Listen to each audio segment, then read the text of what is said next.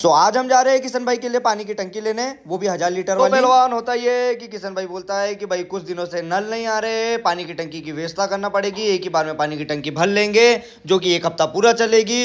तो किशन भाई हमको फोन करके बुला लेते हैं, उतने में सोनू दादा भी आ जाते हैं, सोनू दादा के साथ उनके मित्र भी आ जाते हैं। फिर हम चले जाते हैं श्री राम ट्रेडर्स पे। तो श्री राम ट्रेडर्स पे आने के बाद हमको पता चलता है कि टंकी गोडाउन से लाना पड़ेगी, जो कि हमको गोडाउन जाना पड़ता है। दुकानदार द्वारा बताया गया था कि हमारा गोडाउन नजदीक है, लेकिन हमें क्या पता था कि इतना नजदीक होगा कि हमको जाने में 15 मिनट लग जाएंगे। आड़े टेढ़े रास्ते पार करने के बाद हमको पता चलता है कि गुलमोहर कॉलोनी में इनका गोडाउन है। बड़े भैया तो जरा भी हार नहीं मान रहे थे, गुलमोहर कॉलोनी के भी अंदर ही घुमाए जा रहे थे। रास्ते में हर एक बड़ी दुकान को देखकर ऐसा लग रहा था कि यही इनका गोडाउन है। सभी के मन में एक ही विचार चल रहा था कि कब इनका गोडाउन आएगा। सो इतने रास्ते पार करने के बाद फाइनली इनका गोडाउन आ जाता है। गोडाउन में इंटर करने के बाद सारे जन शॉक्ड हो जाते हैं। काफी बड़ा गोडाउन होता है इनका, देखने में ऐसा लगता है जैसे सारी टंकियों की मैन्युफैक्चरिंग यही होती है। गोडाउन को देखने के बाद हम भैया को बोलते हैं कि भैया हमको टंकी बता दो, तो हम निकल पड़ते भैया के पीछे पीछे टंकी देखने के लिए। सो फाइनली इतनी देर के बाद हमको टंकी दिख जाती है, हम टंकी देखने लग जाते हैं। गोडाउन की सारी टंकी चेक करने के बाद हमको एक टंकी पसंद आ जाती है। हालांकि टंकी सब एक जैसी होती है, लेकिन हमको व्हाइट लेना था, हम व्हाइट मंगवा लेते हैं। फिर हम फटाफट बाहर निकलने लगते हैं। फिर किशन भाई के दिमाग में एक ही बात चलती रहती है, अब टंकी ले लिए तो हम घर कैसे लेके जाएंगे।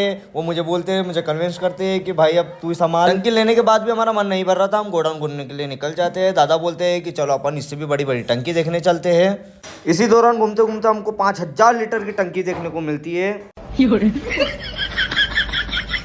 सारी मजाक मस्ती होने के बाद अब बात यहाँ रह गई थी कि हम टंकी को लेके कैसे जाएं। इसी दौरान दादा बोलते हैं कि जिसके घर टंकी जाएगी वही टंकी को पीछे लेके पकड़ेगा। तो पहलवान किशन भाई को मैं समझाने लग जाता हूँ, कुछ भी करो कैसे भी करो, टंकी को तुमको ही पकड़ना पड़ेगा। तो भैया तुम्हारा भाई यहाँ बन जाता है पायलट, किशन भाई को बिठा देता है पीछे। बस सब जन यही देखना चाह रहे थे टंकी शारीरिक रूप से कमजोर है या शक्तिशाली है। ये बात टंकी के लिए नहीं थी। यहाँ हमारे सोनू दादा टंकी को उठाने लग जाते हैं और गाड़ी पे रखने की कोशिश करते हैं। पहले ही प्रयास में हमारे सोनू दादा ने टंकी को व्यवस्थित रूप से रख दिया था, लेकिन यहाँ पर हमारे किशन भाई कंफर्टेबल नहीं हो पा रहे थे। बहुत कोशिश करने के बाद भी यहाँ पर व्यवस्थित रूप से किशन भाई टंकी को नहीं संभाल पा रहे थे। तो यहाँ पर सोनू दादा टंकी को कर देते हैं नीचे और मेरे को बोलते हैं कि शायद तेरे को ही पीछे बैठना पड़ेगा भाई। हालांकि मेरे दिमाग में भी एक ही सवाल चल रहा था कि मैं भी पीछे बैठ के इस टंकी को संभाल पाऊंगा या नहीं। सोनू दादा और मेरी इस बात की शर्त लग जाती है कि सोनू दादा बोलते हैं कि तू टंकी को संभाल पाएगा तो शाम की पार्टी मेरी तरफ से, अगर नहीं संभाल पाया तो तेरे को पार्टी देना पड़ेगी। तो पहलवान यहाँ पर पार्टी का सवाल था, तो तुम्हारा भाई कैसे हार मान सकता था। लेता हूँ मैं ऊपर वाले का नाम और बैठ जाता हूँ कसकर पकड़ कर। यहाँ पर सोनू दादा एक ही चीज सोच रहे थे कि मैं टंकी को गिरा दूंगा। आज पार्टी की थी तो तुम्हारा भाई कैसे हार मान सकता था। फिर हम आ जाते हैं किशन भाई के घर। फिर तुम्हारा भाई यहाँ पर शर्त जीत जाता है।